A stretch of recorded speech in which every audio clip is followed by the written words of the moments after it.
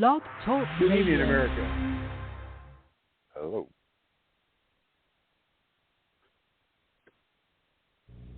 We have some lead-in music, or are we going live?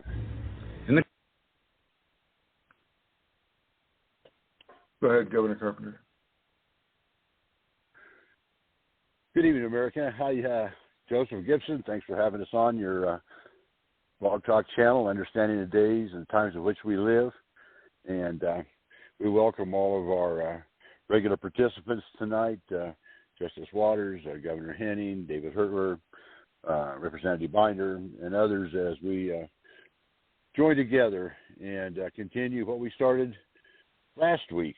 And that is basically it will be on a format and intended as a grand jury proceeding within the Republic.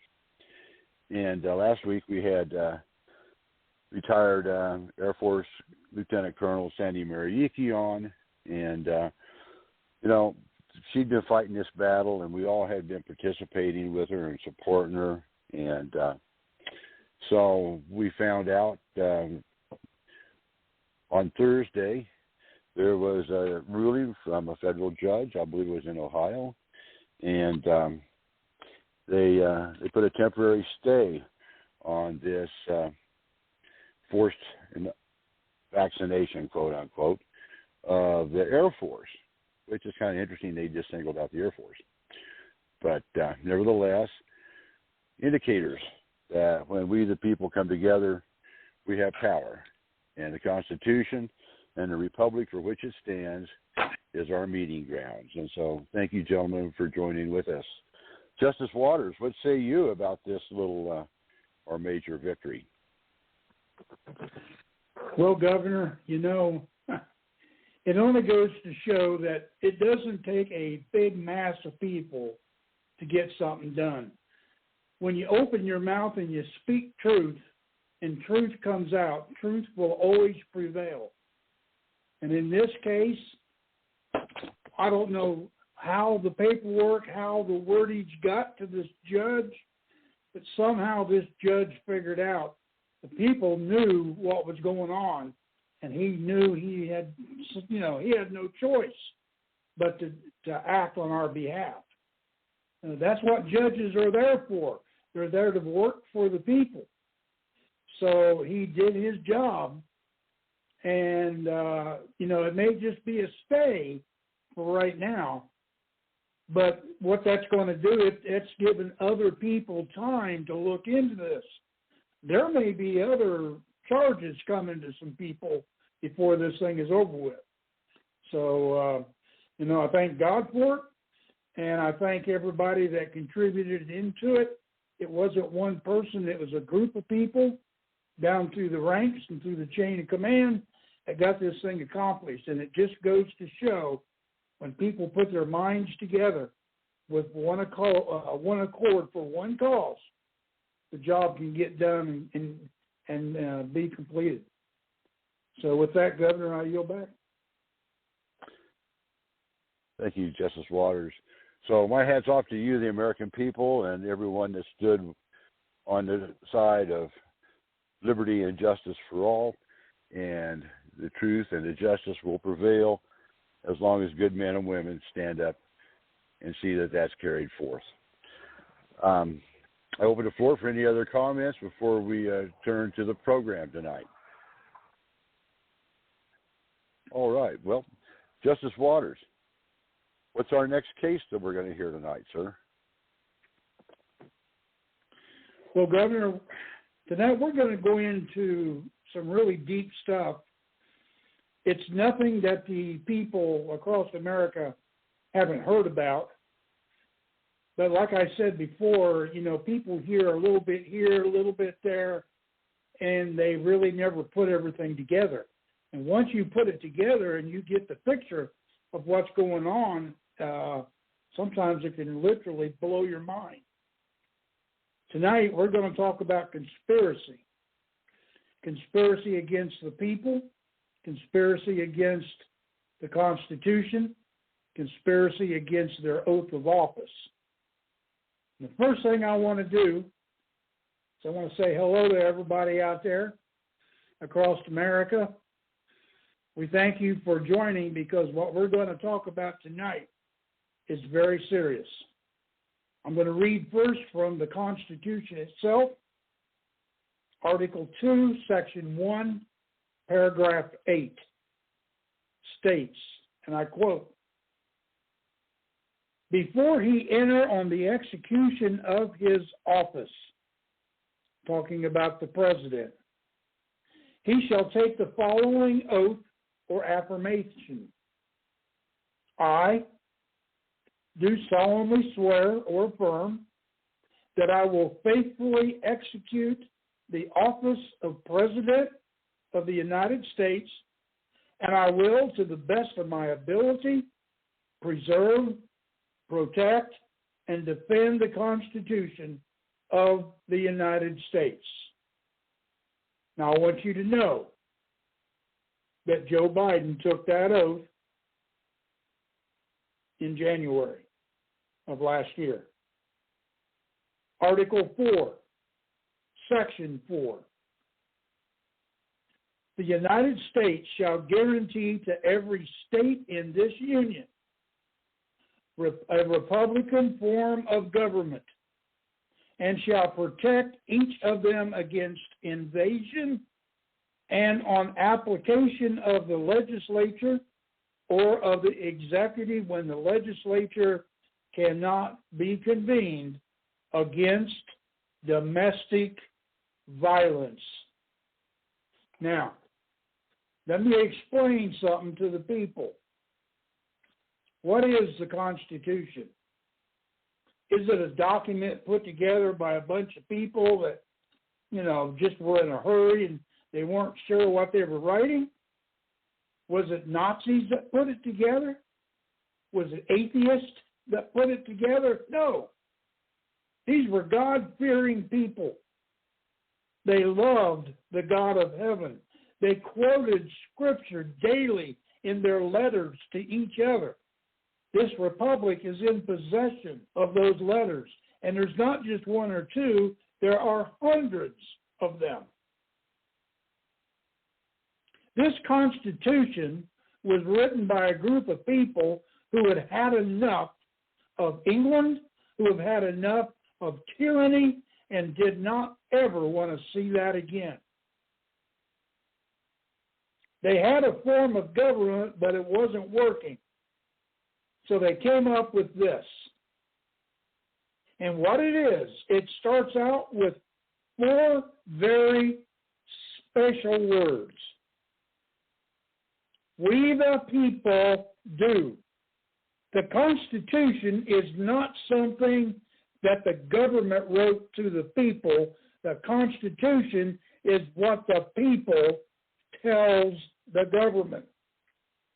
The power in the republic belongs to the people. The authority belongs to the people. And the Constitution is a set of orders given from the people to the government on what their limit of power is, what they can do, what they cannot do. It's not a document to be trashed and thrown around lightly. It's a set of orders. And in our type of government in the republic, if you do not follow orders, you go to jail. It's that simple. Because in combat, you don't follow orders, people die. In this case with the Constitution, if you break the law and not follow it, people can die and be hurt, families can be broken apart, businesses can crash, the economy can go under. But hey, that'll never happen, right? It's America. Well, let's look. Conspiracy. What is conspiracy?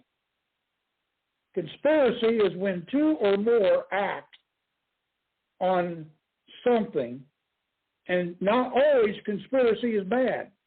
Sometimes conspiracy can be good because it is an act of 2 individuals trying to get something accomplished or fulfilled or done.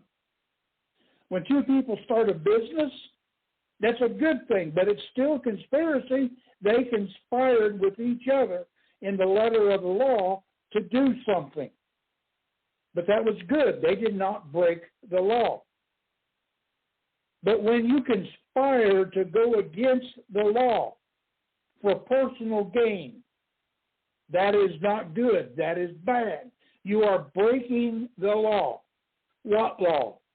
Well, in this case, the law of the Constitution, the highest form of law in this nation. The Constitution even has a name for it. It's called treason.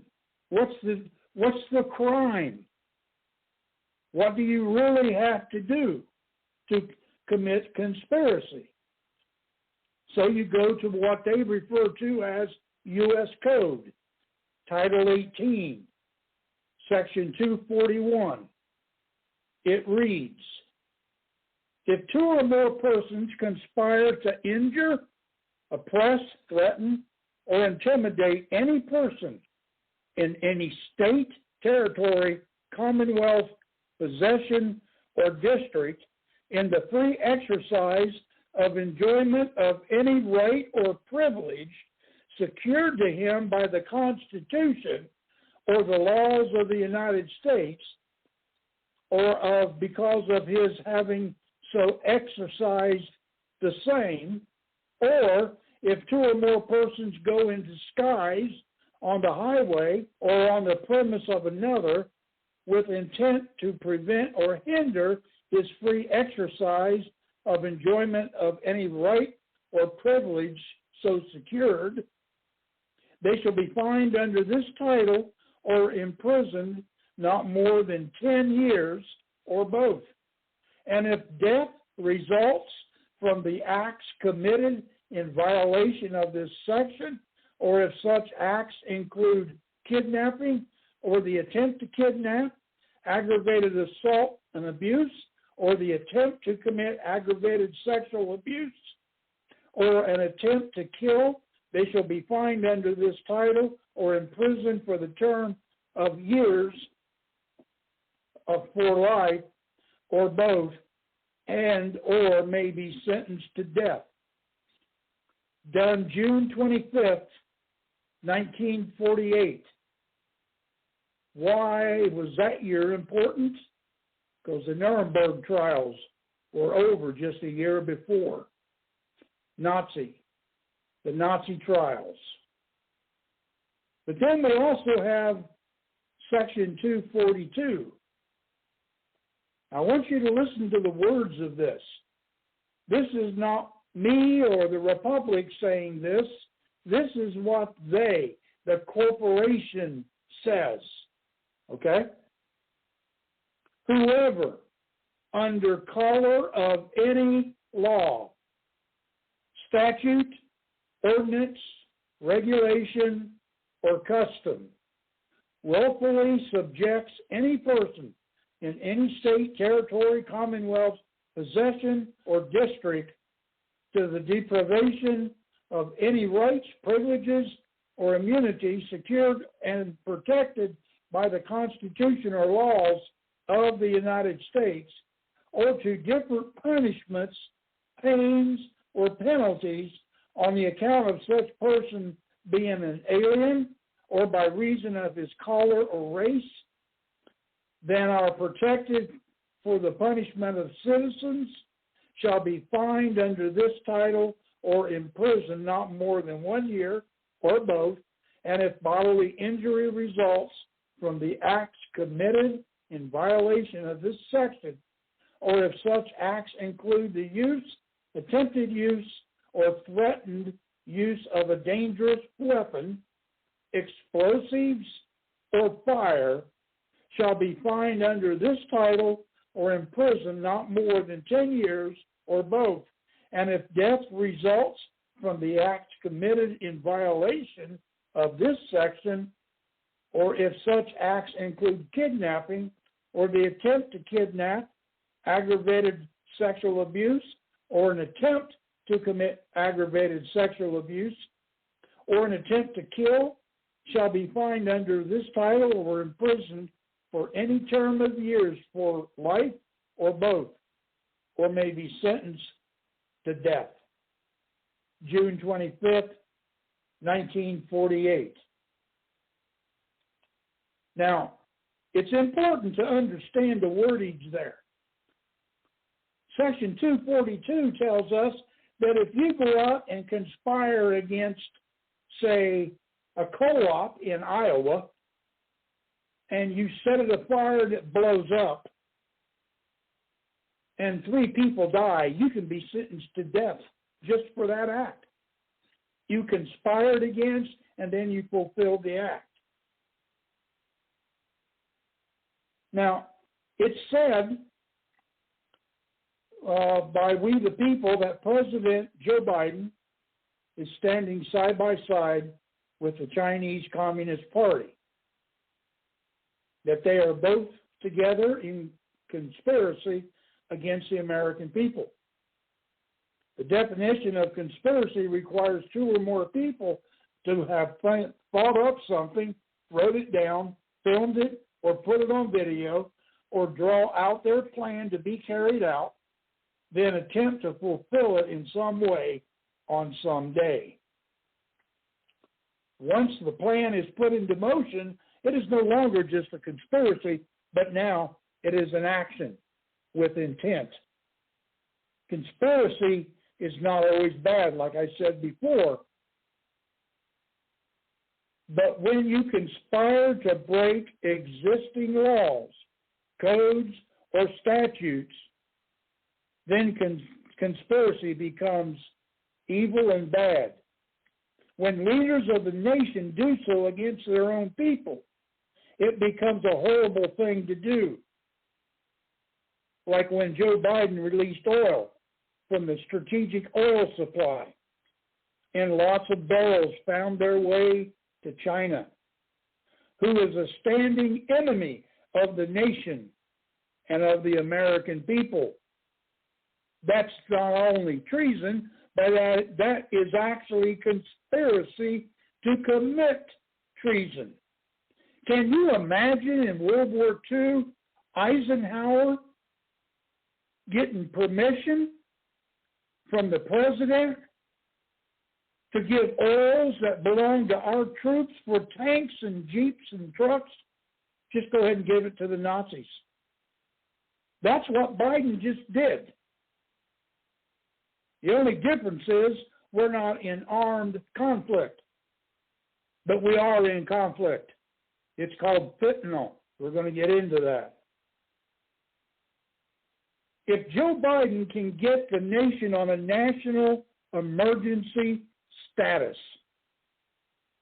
then bring fear to the average American, then pose a mandate, then arrest those who don't follow the mandates, what do you have?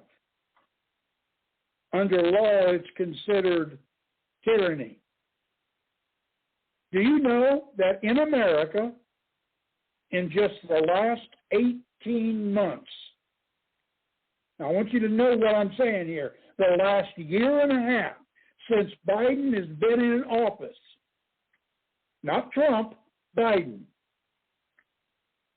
137 meat plants have been blown up or burnt to the ground. 171 farms and farm animals have exploded or burnt to the ground. 96 grain co-ops in storage just in Iowa have been destroyed.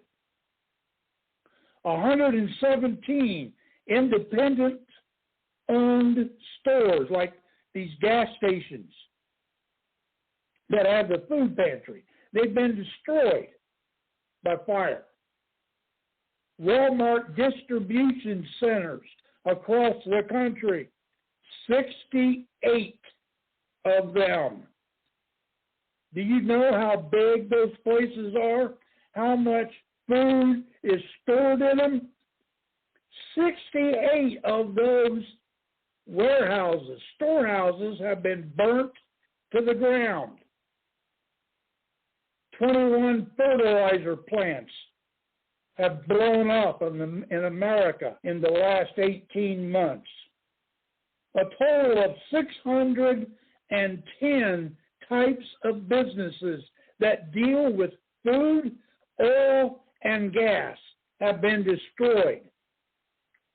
Now, I know that there are moments in time where explosions take place in a fertilizer plant. We've all seen them on the news. They happen maybe once every 10, 12 years. How do you get 21 of them in a year and a half? Are all those accidents? Is all the meat plants getting blown up? Is that all accidents? Well, the fire departments in the local districts, they say it's not. It's arson. Really. The food supply of this country is being strategically dwindled down and destroyed by somebody. There's no doubt that the Chinese have a part to get Biden to play along with their scheme. I mean, after all, Joe and Hunter Biden, they have conspired against the American people by using America's wealth and giving it to China. And as we will see in the weeks to come with other crimes against the American people, conspiracy is a crime that requires or more. We have crimes where there are a whole lot more than just 2 or 3. Hunter Biden has called his stepmother, Jill, names. He's called her the C name, if you know what I mean. He's in cahoots with China as a way of making money. He went to the Ukraine. Now, I want you to understand something about Hunter Biden. This is not your normal, everyday American boy. This guy decided he was going to join the Navy. So he did. One day he got popped on a P test. I've taken many of them. They don't tell you when it's happening. They just say the last 3 to 4 numbers of your number, your Social Security popped up, you got to go take a P test. You got 15 minutes to get to where you got to go to do it. He failed. He got dishonorably discharged. Bad conduct discard. That means you don't get jobs. You can't really do anything out here in the public arena because you're a bad boy. If the government doesn't want you working for them, then nobody else does either. So what does he do? The first thing he does, he goes to the Ukraine. He gets a job on Burisma. Now, that is a partially Ukrainian-owned natural gas company that's very corrupt at the time. They were stealing money from the people of Ukraine.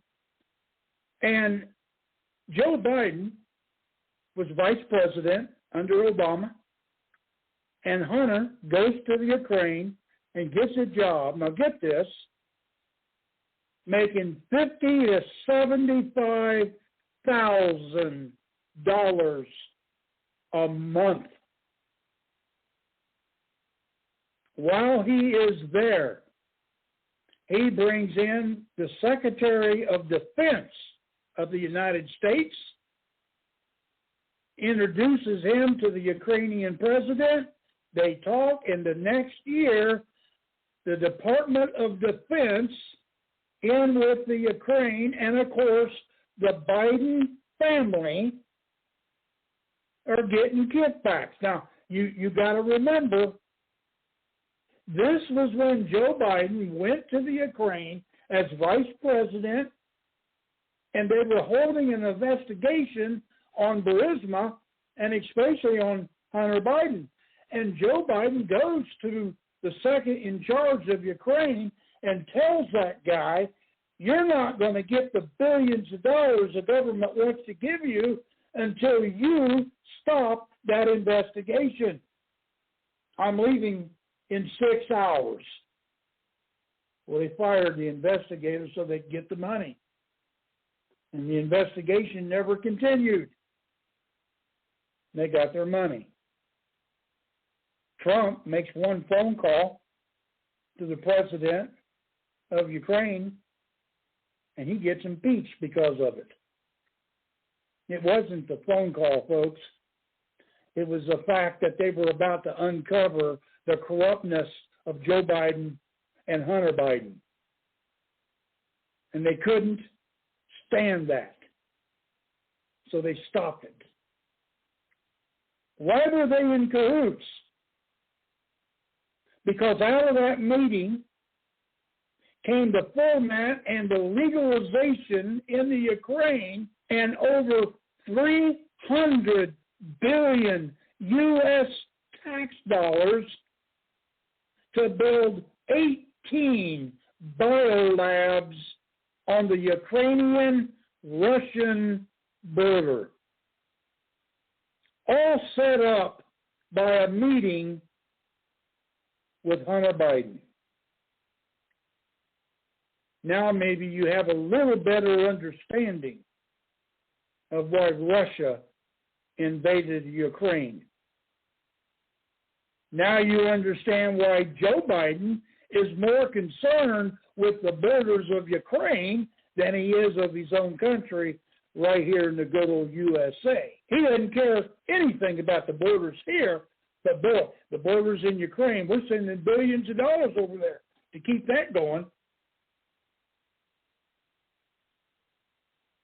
Now remember the laptop. Hunter's on the run. He drops this laptop off into a repair shop. The guy opens it up and starts to see what's there. And there's Hunter Biden, naked, sometimes in bed with 5 and 6 women, smoking crack, bragging about it. Overseas in Europe, where he's got, $8,000-$10,000 a night hookers, bragging about it. And then they discover the one that's probably the most hideous of them all. He's in Hong Kong, and he's there in bed with the highest price hookers of the Chinese Communist Party, partying with them. And out of that comes a business. That business is called Seneca Global Advisors. Now, it's stationed here in the U.S., but it's financed by the CCP. How does that work? Hunter Biden goes to China in 2015 and gets all buddy-buddy with the president of the Communist Party. And they set him up with a business in China and give him money to come over here. And while he's making all this money from these businesses, China is paying Biden, that's Hunter, billions of dollars. Well, that gets funneled through Hunter to the big boy, Daddy. That'd be Joe. How is it the Vice President of the United States, who makes $230,000 a year, make over $30 million in 6-7 years? How is that? What does a guy have to do to make that kind of money in that limited time when his salary is only $230,000 a year? Mind you, the Constitution says he cannot take gifts or any kind of payments from anybody else.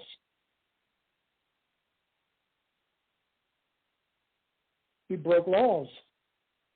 He conspired with his son, Hunter, to break laws. While in China, Hunter builds a business that is a financial business that is giving loans to third world nations.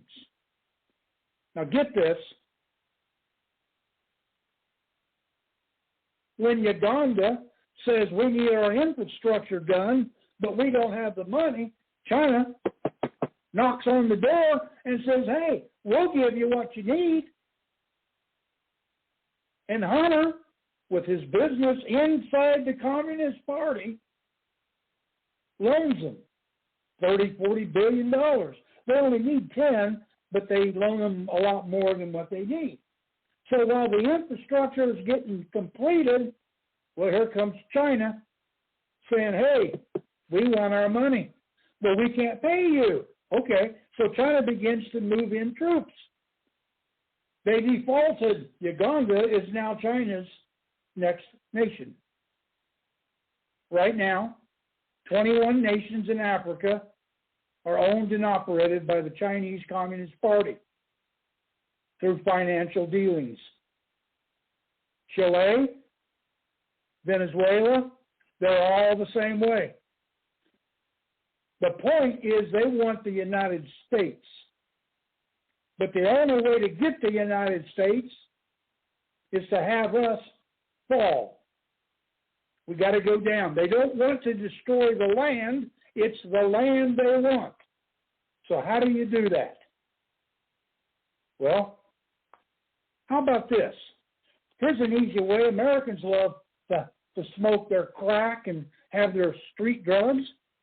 How about we make a drug that is so deadly but looks like a lot of other drugs, and we'll ship it in through the southern border, and they'll make it so cheap for people because there's so many of them, the average guy can afford it,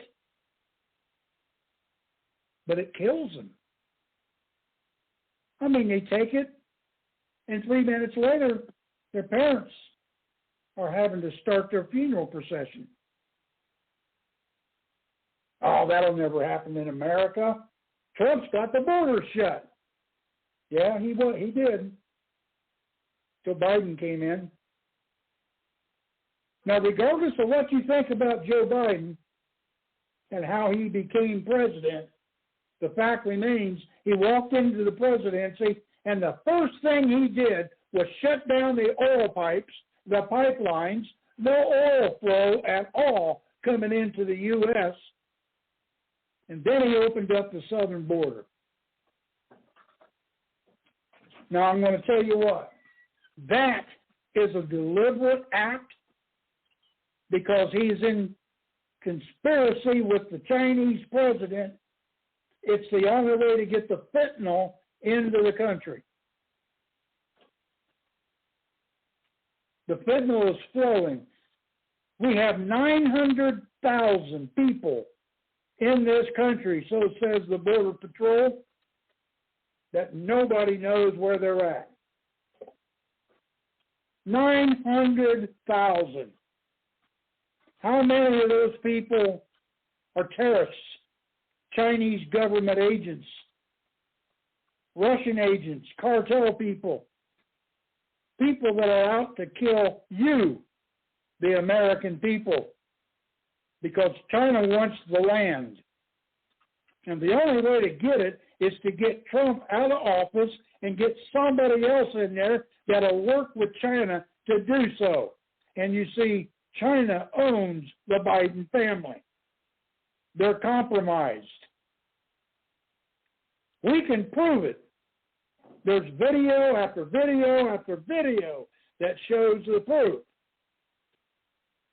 But MSNBC, they are in conspiracy with the Biden family. CNN, they're in conspiracy with the Biden family. ABC, NBC, CBS, they're all in conspiracy. They hide these things. Remember the last election? Twitter, Facebook, anything to do with Biden got shut down immediately. Oh, you could say go F Trump, that'd be okay. The Iranian people can say kill America, that's okay. Biden stole the election, boy, you're gone. It's like you just committed the highest crime you could. So Zuckerberg is in conspiracy with the Biden family. They're all in conspiracy, and they all need to be charged. You, the people, put this republic in power. I will promise you, I will guarantee you that within the first 180 days, every one of these players will either be behind bars or they'll be in the ground. One or the other. That I can guarantee you. Because we will get the patriots of this nation to go out and look for these people. But we have to be in power first. We have to be the ones that are running this awful government and turning it around and clean this nation up. And we can only do that with your help. It takes you, the people, to do that. Because there are multiple charges that we, the people, are going to bring up against the Biden administration, the Obama administration, the Bush administration, on down the line. And let's not forget the Clintons. We have the proof. All we have to do is have the judges look at it. But we can't do that in their system. We have to have the republic form of government. Like the Constitution says, Joe Biden took an oath to defend that Constitution. He pees on it every morning. Let's get real. He uses it to wipe with. He don't care about the Constitution. The only thing he cares about is his bank account. And it needs to stop. There's only one way that can happen. You, the people, need to put your government in position to deal with this. Because if we don't, and we don't do it quick, there won't be a government or a United States for us to do it. Because China is in Mexico, and they're in Canada, and they're waiting on the word. And if you think I'm kidding you, we're going to get into that next week.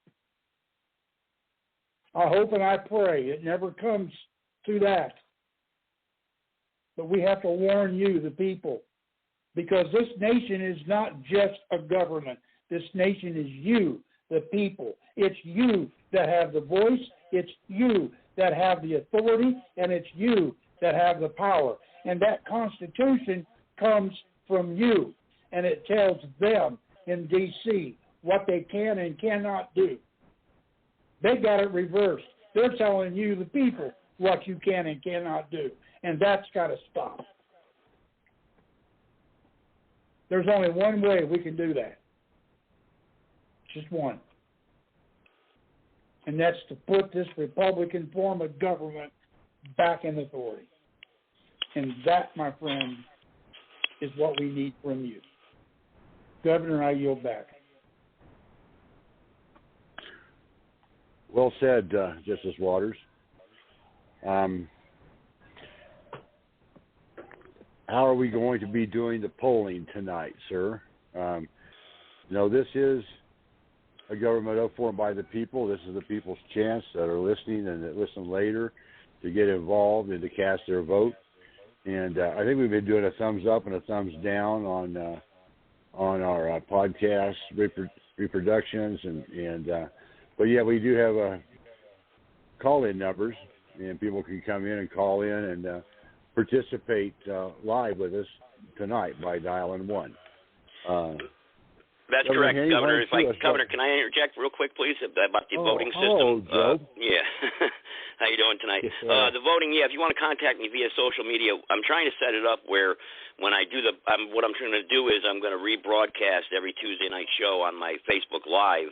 And on the Facebook Live and via Twitter, there's a section there that people can, there's a poll section where you can ask them the question to vote on what they heard or what the post is. So I think that's the easiest way to do it on social media. But as far as interacting with the Republic or voting or expressing their opinion, the American people or whoever's listening around the world can call in live, 657-383-0616. Press 1. You have to press 1.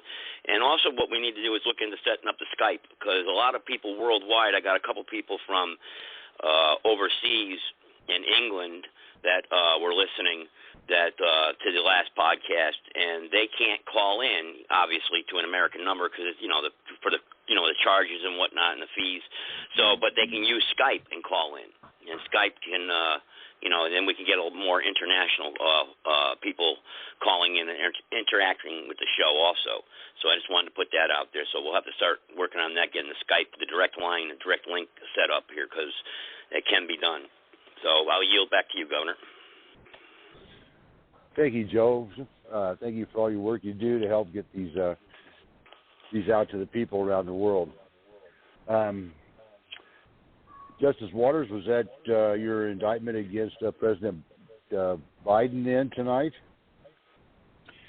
Yes, it is, and it's just the part of conspiring to commit crimes.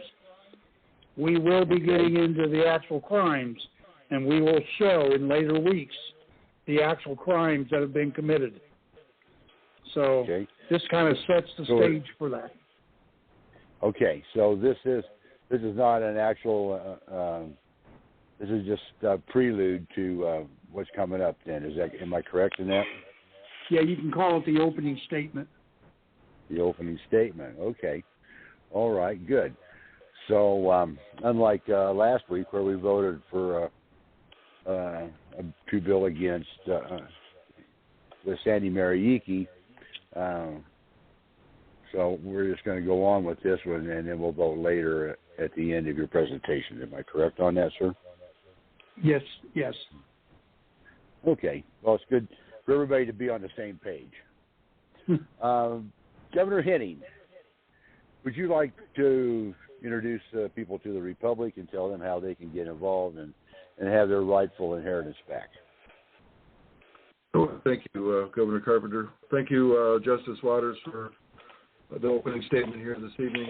I've studied myself for the last several years, and I've seen the same thing. So I know you're right on track by the research I've done also. But America, our founding fathers had a vision for America. It was never the intent of the founding fathers for America people to be governed by the force, instead by the consent of the governed. But that's exactly where we find ourselves today. The American people find themselves surrounded by an unimaginable mountain of so-called laws and mandates that were not written for their benefit, but for the benefit of our oligarchs in control. The American people have lost confidence in current government's ability to govern lawfully and peacefully. It's past time to implement the Northwest Ordinance to reset America's republic. You go to republicforunitedstatesofamerica.org. You can read the vision of our forefathers. That was a press release written in June of 2022 by President Geiger, and I just read a short paragraph from that. You can go to Dave and Gene Hertler's books. Re-Inhabited Volume 1 is the truthful history of America. That you can understand why America needs to be brought back to the lawful, peaceful, re-inhabited republic. In Volume 1, you can order that book at Barnes & Noble, Amazon.com, or reinhabitedrepublic.com. And Volume 2 is Re-Inhabited Republic for United States of America, Volume 2, the story of the re-inhabitations, again written by Dave and Gene Hertler. That book can also be purchased at Barnes & Noble, Amazon.com, or you can order it at reinhabitedrepublic.com. And let's not forget that James Timothy Turner, our founding president, the restoration president of America's Republic, he put it all on the line for America. He's been incarcerated. And Gene has written a book. It's called James Timothy Turner, an American President and a Political Prisoner. And it's a legal brief, an appeal to the courts of heaven. That book can be ordered at Barnes & Noble and Amazon.com or reinhabitedrepublic.com. Go to republicforunitedstatesofamerica.org. There you can read the Declaration of Sovereign Intent, Proclamation of Claim of Interest, and you can understand what has been done for you, all the American people, we the people. It's been done lawfully and peacefully. It's been filed on the world courts, The Hague. It's been given to world leaders, military leaders over these years. There's been warrants served on all 50 governors here in America back in 2000. I don't want to speak incorrectly, but I believe it was 2012 that warrant was issued. You can read that warrant at republicforunitedstatesofamerica.org. And let's not forget the Holy Bible. Our founding fathers used that for a biblical law form here in America. They gleaned the Constitution of the United States of America circa 1860. They've written the Bill of Rights, the Declaration of Independence. Use that Bible to use the living Word of God to help you through the daily stress and the concerns here in America and around the world. That is our God's living Word is in writing. But America, it's time to educate yourself, and it's time to stand up. It's time to educate yourself and take control of this great American republic that our forefathers left for us to protect and enjoy. We are holding your seats and the title to America's republic. You just need to want it back. Take ownership of your part and spread the word, America. It's time. It's way past time. We, the people, need to be standing together firmly. Stand your ground. I yield, Governor. Thank you. Thank you, Governor Henning. Justice Waters, I have a question for you, and I'd like to play the devil's advocate for just a moment. Assuming you say what you say is correct, and the people decide to act out on this problem to resolve this issue, are we not then, if not done lawfully, according to our Constitution, looking at insurrection? You know, they may look at that in that way. If you walked across the street and looked at them wrong, they would call it an insurrection. The Constitution, as well as the Declaration, matter of fact, the second paragraph of the Declaration of Independence states that it's the people's right and it's their duty to take a tyrannical government, tear it down, and rebuild it. That's what the Founding Fathers put in that declaration. That wasn't just for them, that is for us. You got to remember, when they wrote that, they didn't have a government. So who was that for? That was for those that followed them. That would be us. So we have the duty as well as the right in accordance to law, and the Constitution says that the government is to guarantee the Republican form of government for every state against invasion. Do we not have an invasion going on? Does the state of Texas have a Republican form of government? Now, I don't mean the Republican Party. I mean the Republic form of government as the Founding Fathers set it up. How about Arizona? How about New Mexico? How about Florida? How about the state you live in? Is it a Republican form of government, or is it tyrannical? Does the governor take possession and do everything you do like I say or else? What is it in your state? Do you really have a voice?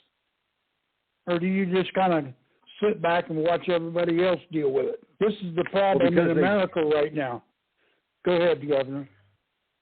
Because they formed, our forefathers were hoodwinked or put in a box to form this corporation because of the bankruptcy, the previous bankruptcies that we've experienced. In a way, what our forefathers did for us was a blessing rather than just succeeding governance to a foreign entity to become their territory or their nation or whatever you want to call it. they allowed us to kind of keep our form of government under a corporate law, which by Supreme Court dictate says that when we, the people, want to take our destiny back again, we get to do that. And so my point is that because of the unique situation we find ourselves in, we can do this reoccupation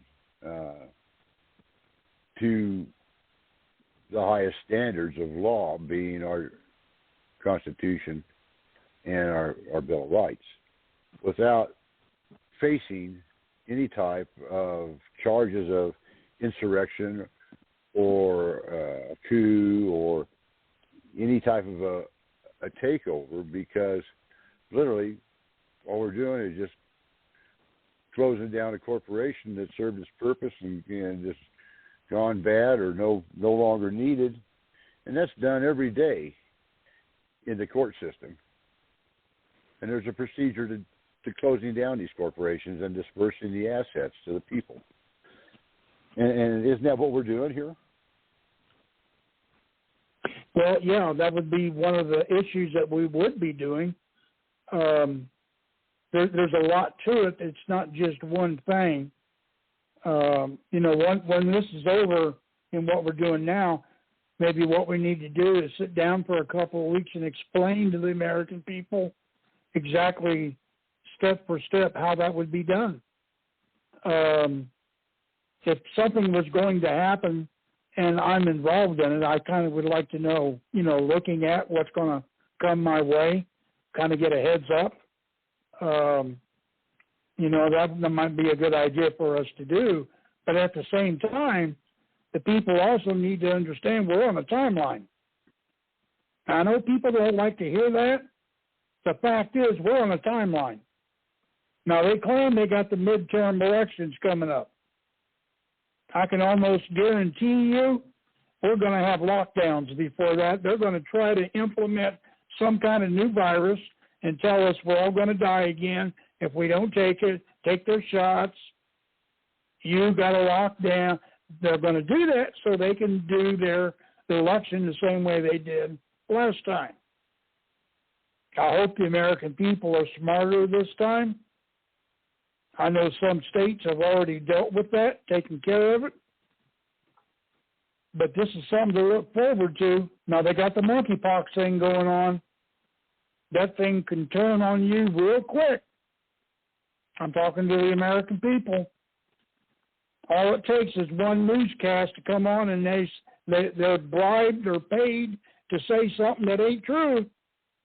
Next thing you know, everybody's scared to death, and that's where they got you. This is why you need to be informed. You need to do your homework. You need to listen to the right people, not in the MSNBC and people like that. Governor? Thank you, sir. Joseph, do we have any comments or any callers on the line? Anybody wants to check in here with us, with the Republic, wants to engage the Republic, or have any questions, or wants to make a statement, or has anything they want to share that over the past week, or just if you're new, then put your hands up and press the number 1. I believe we do have someone here. Just put their hand up right now. I just saw a private caller pop up on there, so we'll unmute them and then and go down the line. Usually that's how it happens anyway. They wait till the very end, which is fine. So unmute this caller here. Go ahead, private caller. Hey, Joe. Sarge here. How you doing there, my man? All right. It's good to hear your voice as always. Good. I've been hearing something. I just heard something not too long ago. I was a little busy doing something else, so I might not have heard it correctly, but I'm hoping for a little bit of clarification, so I have a question. I heard the Northwest Ordinance mentioned. Now, my understanding of the Northwest Ordinances of 1784, 1785, 1787 was it was a method established by Congress to settle a Northwest territory, the part of the American frontier west of the Pennsylvania, north of the Ohio River, east of the Mississippi River, south of the Great Lakes, kind of what's the Midwest. And it was American land policy until the Homestead Act of 1862. Now, my question is, what is it that you're referring to in a modern-day context with the Northwest Ordinance? Jim, you want to answer that one? Justice Waters, why don't you take that one? Okay. Basically, what it amounts to is we will, the states have boundaries, and if they don't have a Republican form of government when we are stood up, they become territories. And through the Northwest Ordinance, then the President of the Republic has the right, and the Congress has the right, to appoint governors and judges in each state until they themselves can set themselves up, with the full gamut of government. And I believe it's the amount of people that they need to vote for an election. This is how it would take place. If some states that we have right now are fully operational, like Wisconsin, we have states that are not. California, Texas, states like that. Indiana, where I live, there's only 2 of us. We're it. And we need people in Indiana, just like in other states, to become governor, become senators, representatives, those kind of positions. And that's what the Northwest Ordinance is referring to. The Congress and the President have the authority under that act to appoint somebody to be a governor and begin to, bring the Republican form of government into play for that territory, which then would rename itself as a state. It would keep the same name, don't get me wrong, but it's just a formality that we have to go through by law to gain prominence throughout the country. Technically, if we are stood up, everybody would be in the Republic. That would be the law form of the land. But each state, now this is where it gets tricky with our nation. We are not a government that controls everybody. It's the states. It's the union. It's a union of states. And the government is to protect the union, not the union protect the government. Okay, so that's 608. I just want to let everybody know I got a 608 number also with their hand up. Just wanted to let you know that. So we'll get to you 608. Okay. Go ahead. So anyway, that's kind of how we would deal with that. We have to do everything by existing law. We can't go out and start making our own laws and do things the way we want. That's where you get in trouble. There have been organizations around the world that tried to take, Egypt over when their government fell. Lebanon had a problem. Syria had a problem in their day. And, when you don't go by their existing laws, you get stomped on.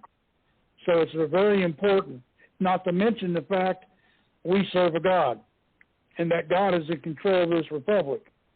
He's in control of everything, and whenever he sees fit to stand this baby up, everything will fall into place as he ordains it to. And we are the ones that are protecting the seats, and we are the ones that are hoping that other people, such as yourself, Sarge, become involved, and away we go. And that's, I'll yield back to you, Governor. Okay, got it. The follow-up question is, now, does this vision you have regarding the Northwest Ordinance, is it in any way affected by the Homestead Act of 1862? Or would you have to modify it in any way? Well, people own property now. Back then they didn't.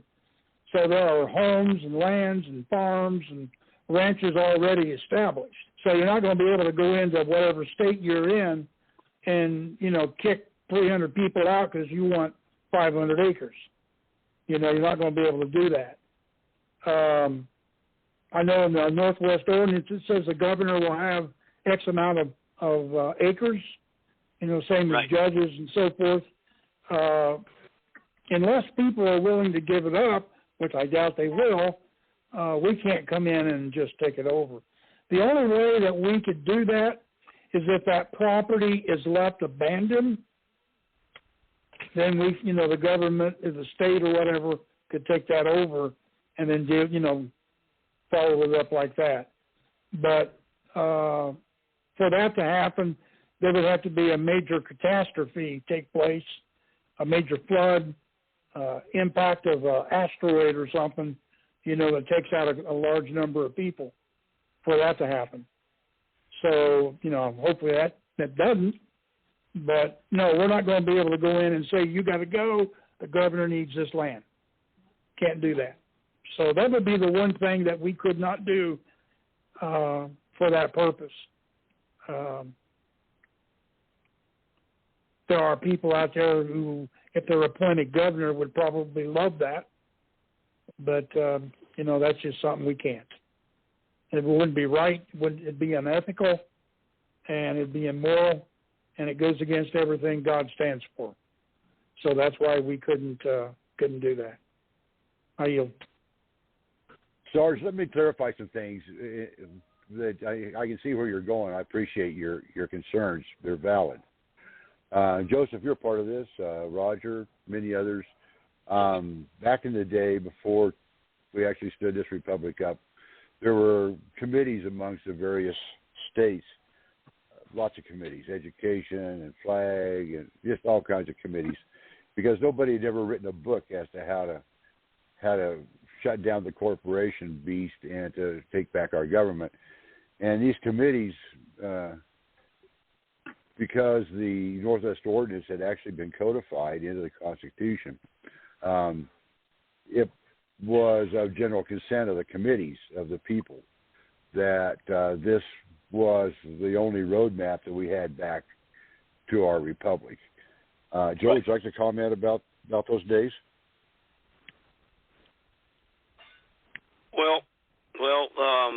About those days, I remember, clearly, but I think you mentioned it was 2010 actually, when all the governors were served, all 50 governors, and at the same time, the assemblies were being formed around the country. Mm-hmm. And for instance, let me give an example. Here in North Carolina, we met in Chapel Hill several times, and the Wrightsville building in Greensboro, and we gathered about 200-300 people, and we had individuals from the Republic that would lecture the people and show them how to set up an assembly and a group of, I guess you could say, of people that would approach the local courthouses, serve the courthouses, and put them on notice of the assemblies that were formed and the grand juries that were formed.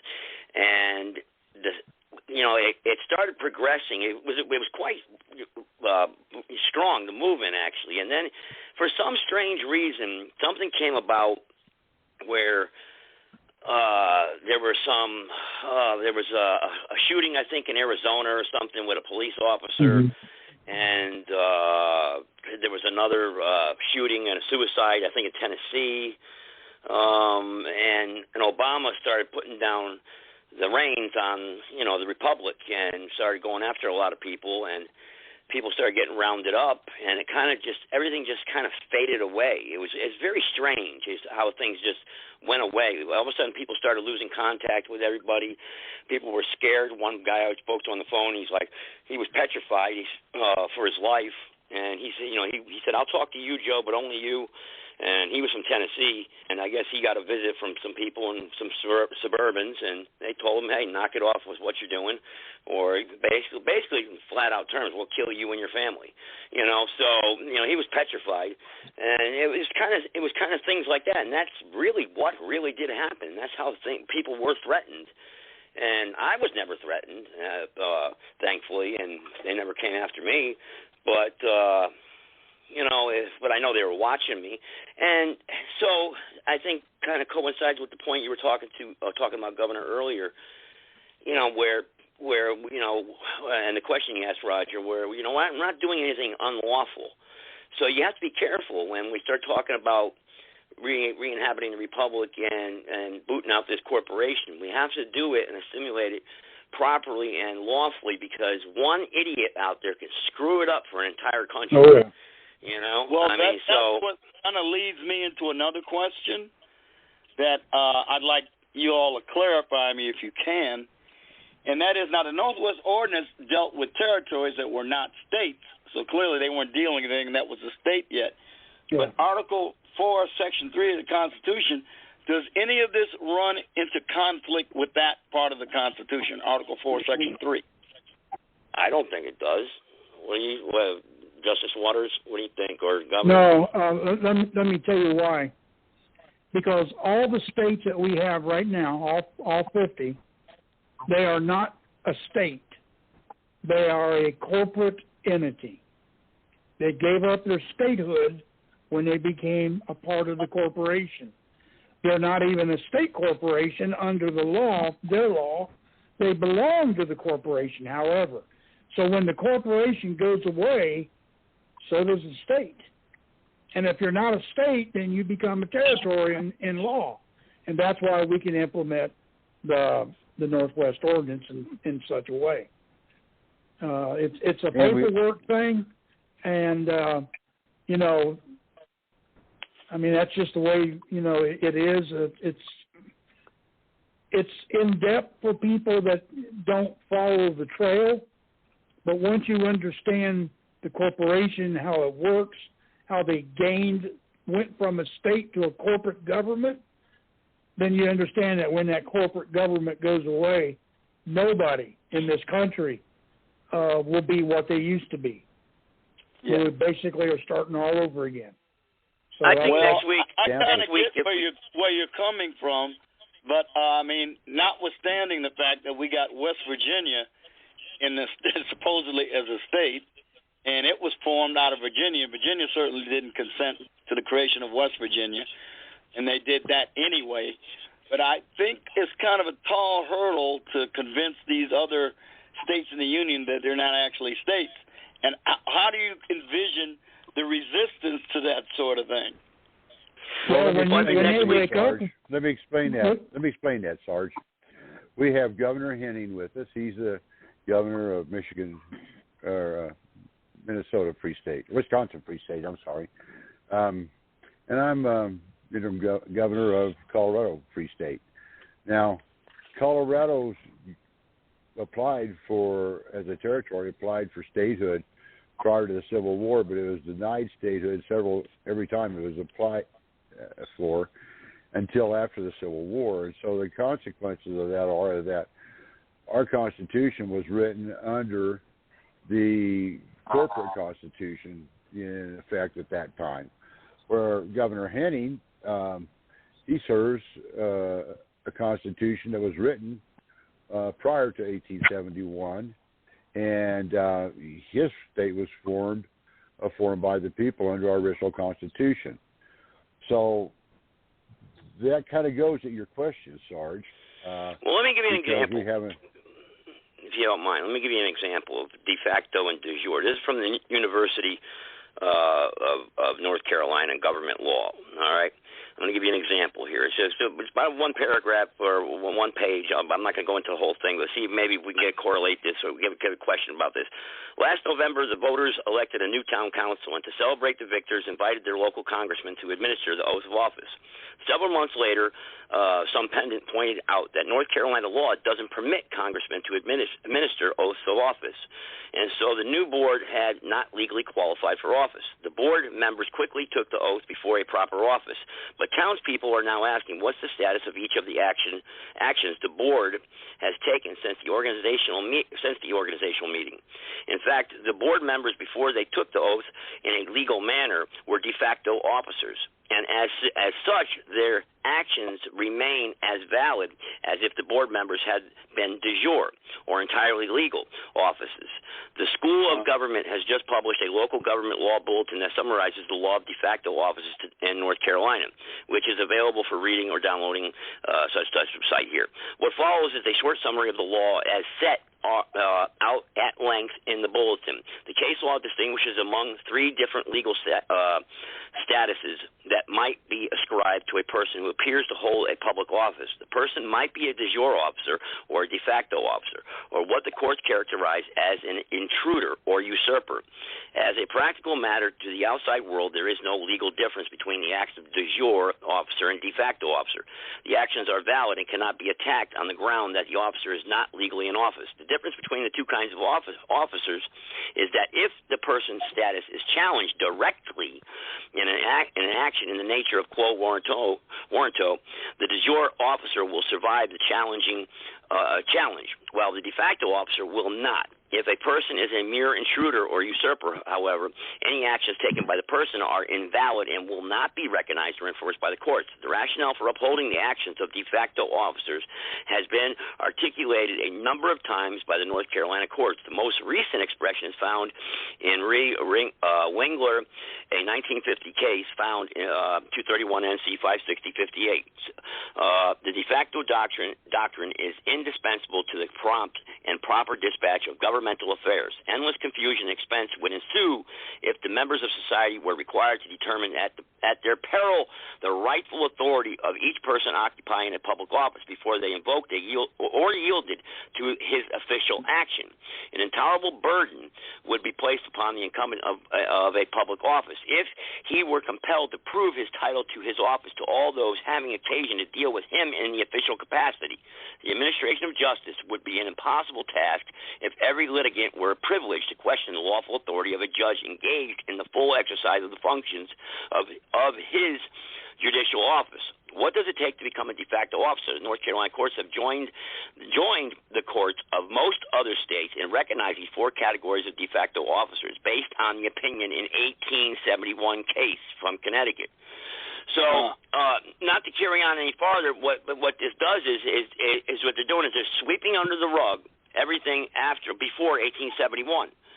But right. In fact, everything after therefore is basically felonious. It's de facto, and they go on and on about this. There's other sections here I could really get in, but dual office holding and stuff like that. Really, what the governor was saying, or what Justice Waters was saying, is that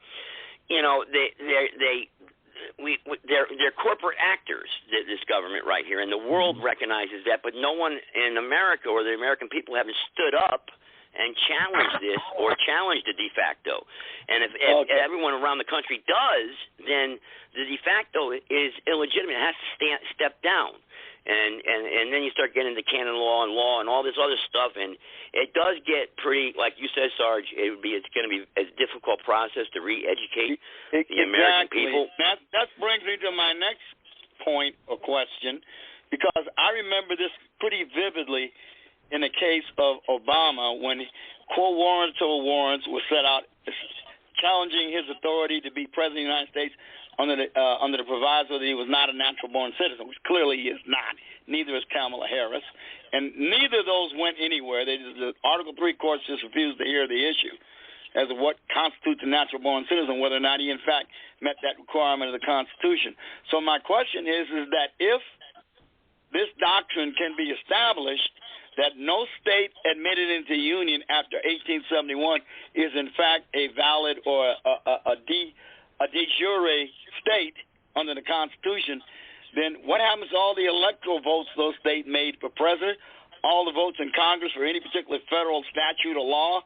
I mean, how could that all be reconciled and or there resolved? Is a court, Sarge. There is a court that never heard that case with Obama, and I was screaming it, jumping up and down, and it's called a floating multi-jurisdictional court. It's a federal court that doesn't answer to anyone, and it floats, and I think that's what the exact name of it, floating multi-jurisdictional court. You can look this up, and it has its own rules that follow the Constitution and obey the Constitution, but you have to bring more than two actions before it for it to hear a case, and it's a panel of judges actually.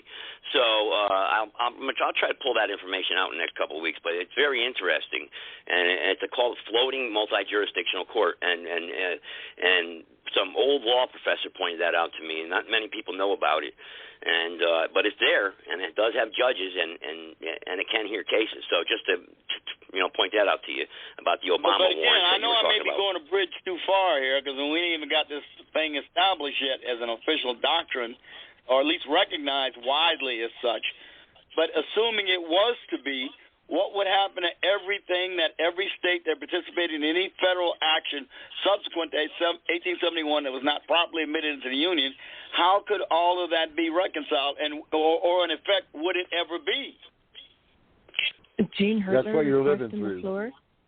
Hi, Gene. Oh, Gene. Welcome. Hi. Hey, Gene. How you doing?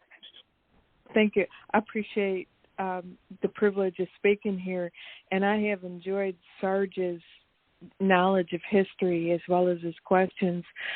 There's a few things that I'd like to bring forward that I think that I can be helpful on. And with regard to the implementation of the Northwest Ordinance that President James Buchanan Geiger of the Republic for the United States of America has written, this gentleman is a brilliant man that is studied in history and in law. And we have to go by de jure law. And since there's no like Governor Carpenter had said, since there's no book or manual that was provided to us to how to re-inhabit the Republic and lost, it's been essential to go back through history and go back through law to find the closest model in law that we could in how to recapture and re-inhabit the free states, how to repopulate the American Republic since the corporate democracy took over. And the closest law that could be followed or found was the Northwest Ordinance that was established in 1787. I'd like to mention that Thomas Jefferson wrote that, and he also took a first stab at that in 1784, and he was trying to get rid of the issue of slavery with the slave states, but because and he captured that. He wrote a brilliant document in 1784, the Land Ordinance of 1784, but one representative didn't make it because he was sick, and so it got voted out. And then after that, the slave power of the southern states, they did their thing, and so the land south of the Ohio River, they started to expand the slave states. So there's the slave states and there's the free states. And those that are not studied in history will understand that the slave states are the southern states that had a slave power. Those were not our friends. Those were the elite. Those were the secret societies that ran those states that enslaved mankind. The free states were those that were slavery was not part of those states. And Thomas Jefferson tried to get rid of that. But since it didn't pass in 1784 because one representative didn't show up for the vote, he took a stab at it again in 1787. This time it was successful, but because the slave power took over the land region south of the Ohio River, they got more territory for the slave state. Having established that, we now want to go forward with the law that was passed with the Northwest Ordinance of 1787. And that, for those that are not knowledgeable in history, that has to do with, we had the 13 colonies on the eastern seaboard of America, and land was starting, there were settlers that were coming in, we had more immigrants that were coming in, and it was expanding on the North American continent.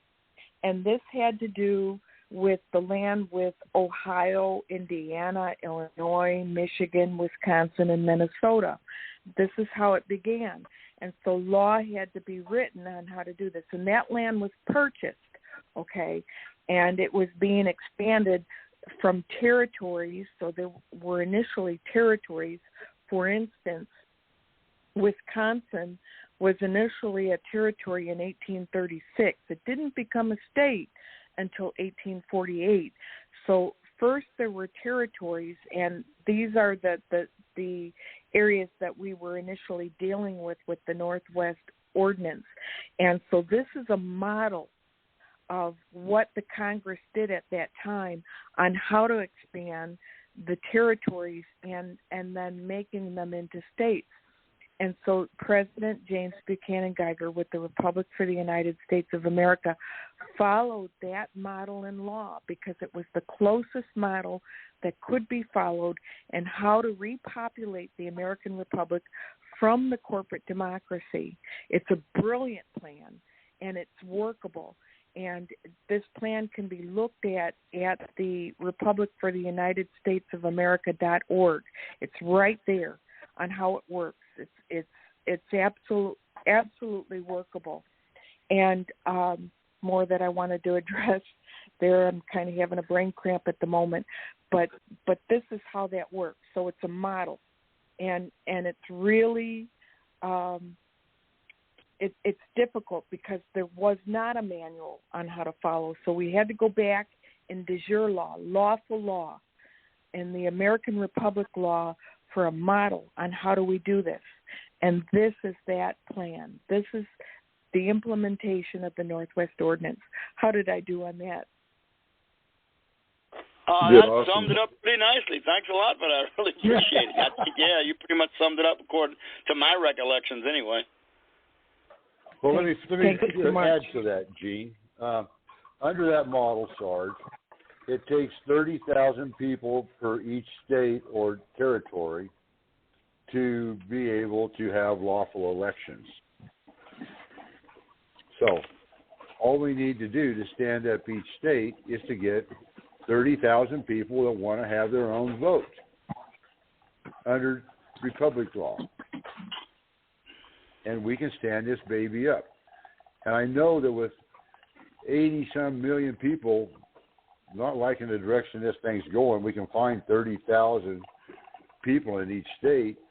And once that's done, we now have jurisdiction and international recognition and standing. We weren't far at one time. Somebody's got some just a state background or two noise. away. Whoever's got the Yeah, background I'm sorry. noise, somebody. I was making a cup of coffee. Forgive me. But anyway, with that, we were just a state or two away of having enough representation to qualify to treaty with foreign countries. And before the big breakup that we experienced here a few years back, we were that close. We had international countries standing in line to treaty with us. Now, once that would have happened, then that would have opened up a whole new reality for the American people, and we could have had our republic back if we had accomplished that, which is what everybody wanted. Everybody on this phone call would strive for that. We would have been left with this cleanup. So the 10-year plan was put together and implemented, and Trump was elected to be the people's president, and he gave the republic back at his inauguration, and we're in the cleanup stage of the sting operation to bring down worldwide those nefarious people that have sought to enslave humanity worldwide, especially after the disbursement of the Nazis from Germany.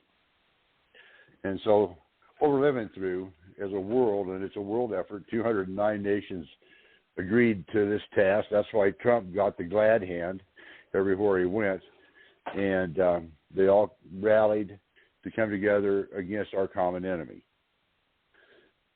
It's optimal timing because follow the money always is the number one rule.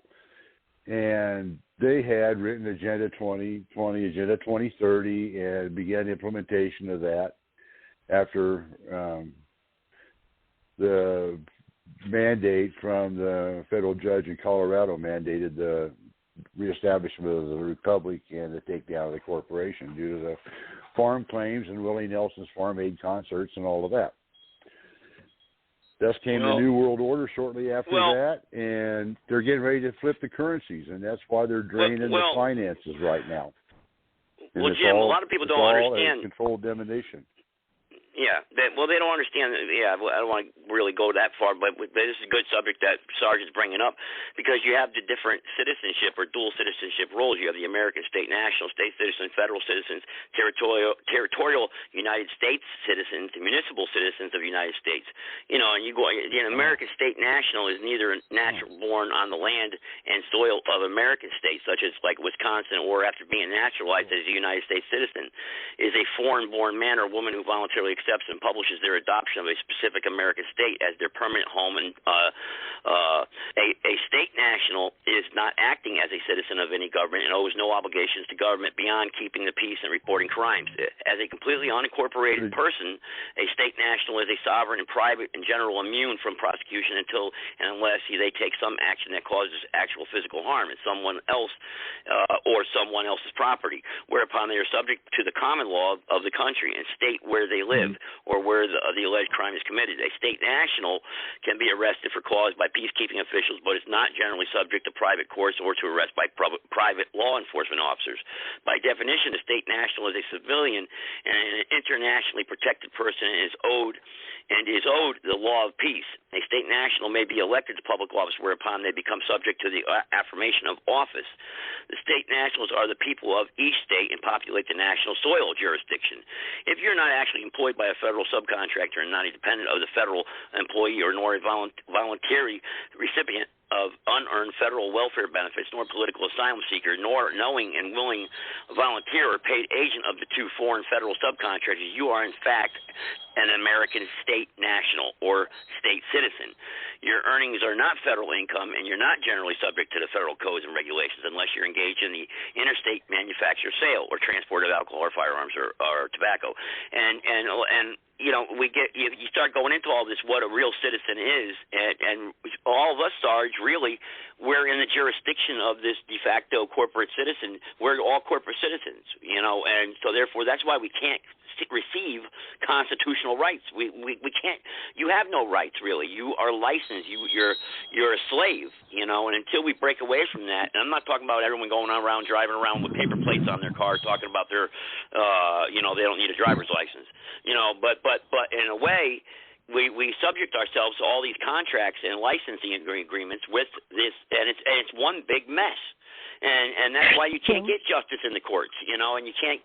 There's no justice out there. And that's why we got this mess out there right now, Well, Joe, I'm telling you, the most Can difficult thing I ever tried to do in my life was explain to people why Barack Obama was not a natural-born citizen, not eligible to be president of the United States. It was the most, out of any legal issue I've ever spoken of with people, it was almost impossible to make them understand why there was no way under God's green earth that man could be considered eligible under Article 2, Section 1, Clause 5 of the United States Constitution. It was all but impossible. Now, I don't know if that would still be true today, but I know this much, this breaking news that's going on today, the Merrick Garland and the Department of Justice have announced they're opening an investigation into Trump's actions to overturn the 2020 election results. Now, you know what that means, don't you? Well, they're trying to push us into a civil war. They're getting ready to indict Donald Trump before November. Yeah. Yeah. If they do that, there's going to be problems. Well, they just announced it today. They just announced it today. Yeah. No, it was Gene just wants on the the floor, news Gene. about an hour ago. Oh, Gene, go ahead, Gene. I'm sorry. Go ahead. Thank you. I believe that this information will help a great deal. There is a Declaration of Sovereign Intent that was written by the first Congress of the Republic for the United States of America. This is an amazing, amazing document that was also served around the world, and it was served also to the United Nations, The Hague, the Postal Union. Help me with the correct terminology of this. Wherever it needed to be served by the Law of Nations, it was served around the world. And there is also it was a miracle that it happened, but we have proof of service to all of these entities. But the Declaration of Sovereign Intent was brilliantly written. And this document is available on the Republic for the United States of America.org. This document covers all of the errors that our founding fathers made, and they knew they made errors. They knew that their posterity was going to have to correct it.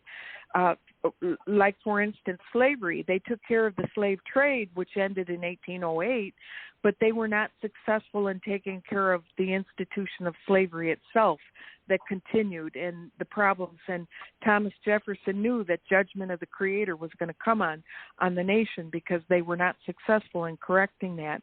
But the Declaration of Sovereign Intent takes care of and has written and covered all of the issues that they did not get right, whether, skin color or, equity. Well, the two-party system gender is what really screwed things up. Yes, that too. Everything that was not corrected when they initially formed the republic and they did not get right in law, that's covered in that. And also the amendments that were made to the Constitution, which is not the original Constitution.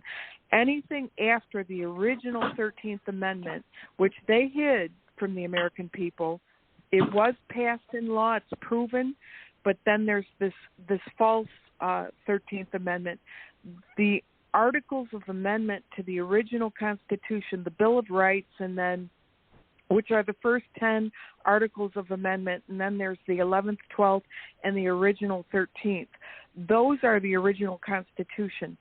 The false 13th Amendment and thereon belong to the de facto government, the corporate democracy.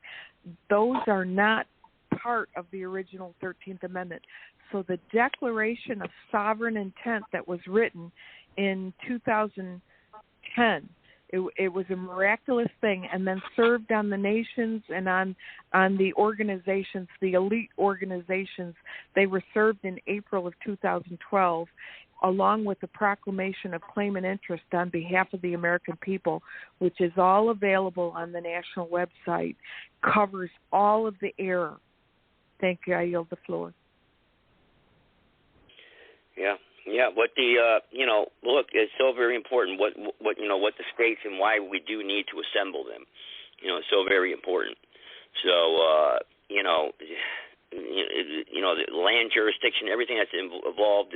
It's so very important. But Sarge, the question that you pose is the question that, I've always struggled with. Many people, but the movement that we had back in 2010, 2009, with Mr. Turner and the people from around the country, the people that I met, it was so far-reaching and it grew so fast, and we started tripping over ourselves. And the bad apples, of course, but they were weeded out. They were just bad apples. But then, we began to isolation, like you talk about, Sarge. They started isolating people in groups, but the Republic's still here. It survived all that. The good people of the Republic are still around, and there's a lot of people that are no longer with us. There's, look, you're talking 12, 13, 14 years ago. So that's why it's so important now. Look. Enough is enough. I don't want to wait any longer. I don't want to hear 10-year plan anymore. I don't want to hear 8-year plan. The time is now, and that's all that's to it. And we have to do it lawfully, peacefully, and we have instant everything out there, instant access to everything. We're in such a fast-paced world, and there's no reason why this can't be learned quickly, and there can't be a quick response. And things can change.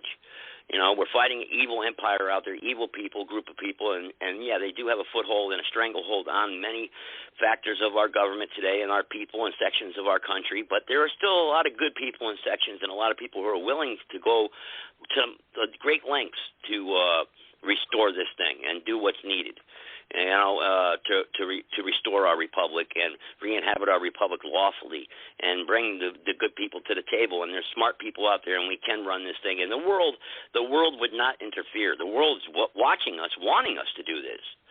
But we're sitting back as Americans, drunk and entertained with everything that's wrong with us, and not doing what we're supposed to be doing.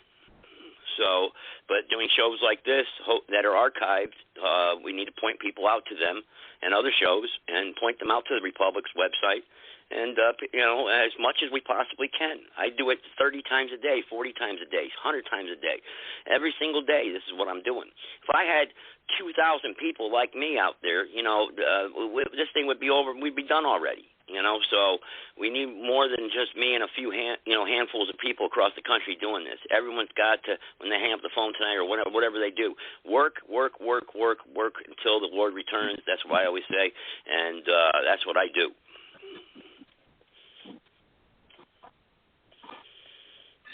Anybody else? Yeah, man, look, you guys are saying things I've been thinking about for years and years and years. You're crystallizing the things that probably need to be done. But, man, I'm talking about civis has been so sadly neglected in this country. A basic understanding of the Constitution, the founding documents, the original intent of the founding and everything is so alien to most of these modern people's minds, particularly Gen X and Gen Zs. Man, I'm telling you, that I think is the biggest problem. Not getting across the legal concepts, but literally presenting to a large segment of this population things that are absolutely alien to their understanding of since they've been educated by modern-day progressives. I think that is the biggest single hurdle. Well, the hurdles, and right. And we have the wall standing up against us. We have, like, for instance, someone posted in the chat room, in Virginia, the ATF is going door to door asking people who made same-day two gun purchases and asking to see those guns. Supposedly there's a report now in Virginia that's going on. So if they're pushing that agenda now and going to start moving forward with that, they're trying to antagonize and start something. So then we have to, resist. But, cross this line, cross that line, pretty soon your back is to the wall. But, you got to remember, you're dealing with this because these people are very smart, too. And they know how to psychologically attack us. So we have to be careful, Well, look at what we're dealing with now Joe. with this sham kangaroo court of a January 6th committee. They're using what they revealed in there, which was nothing that I saw whatsoever to connect Donald Trump with any illegal activity. Apparently, they're going to use it as a basis to get a federal grand jury indictment from Washington, D.C. against Donald Trump. That's now, I believe, that's in the works. Mm-hmm. Yeah. Well, sure. Yeah, Jim, it's a bunch. It's a kangaroo court held by a bunch of crooks. Against the marshal. I mean, it's pretty simple. We've got to start wrapping it up. Start wrapping it up. I did want to say that in my travels, Sarge, and I don't get out a lot, but I get out. I've noticed some hope out there. There is a lost generation, but there is still a moral compass in some of those people that we're concerned about. And there was a picture when I got this thought that came with that thought, Sarge. I think applicable. In life, 10% carry the load, and the 90% follow.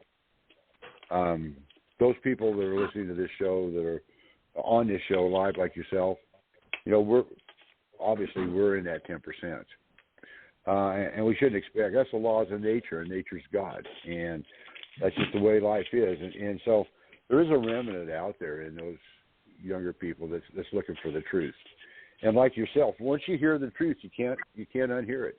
You can't unsee it.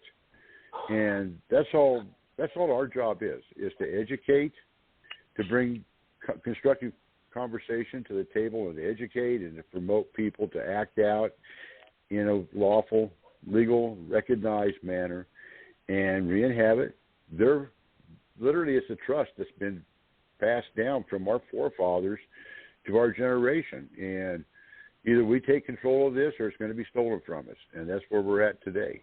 And so it's not a hard decision. The decision is how do we get there? And it's been examined today. There's been no book written on how to do it, but in collaboration, not just one man being a Jim Jones or somebody like that, but in collaboration, a grassroots effort has decided that this is the way that we can do this and create the fewest mass casualties and perpetrate our civilization on to future generations. Yeah. This is the hill we die on, America and Sarge, and it's time you step up and own your part of it. And with that, I'll yield. Thank you, Joe, for having us on. Yeah, I couldn't agree more, because I'm telling you, the republic is literally at stake. The idea of a constitutional republic is literally at stake, and I frankly got to admit, I'm at a loss to understand how it can be done, given what's going to be against us. I'm hoping that 10% you just spoke of will be the impetus to get it done. I still don't know exactly how, but I'm going to hope and pray that it will be. Yep. Governor Henning, and then we'll play something here at the end. Governor Henning, and then, of course, we'll close it out with our prayer. Governor Henning, you want to go ahead and say something? Yeah, thank you, Joe, very much again for having us on this call. And Gene, thank you for bringing your research and wisdom to the call also. Justice Waters, amazing, as always. America, it is time. Governor Carpenter, I appreciate you standing for America. All of us have been volunteering our time for our American Republic here. And, Joe, it's great to have this platform to get that out there farther. America, I don't know, I feel a little loss of words right now, but, you can go to republicforunitedstatesofamerica.org. You can read the Declaration of Sovereign Intent there. It's there for you. There's so many documents there. I say this every week, go there, educate yourself. You can go and read the Northwest Ordinance Statute 150. That's how we need to bring this back to lawful, peaceful America's republic that our founding fathers left for us to protect. And I yield. Thank you. God bless America. I'm going to suggest for those homeschoolers out there that are looking for truthful history as a moral basis in the laws of nature and nature's God, this is the course. These are the books. And everyone needs to be re-educated. We've been fed BS and told it's steak for so long, so many generations. We don't know what good steak is, folks. And once you taste it, you'll never go back. Binder, would you? Yeah, Mr. Binder, that's what I was going to say, yeah. Go ahead, Mr. Binder. Thank you, Joe.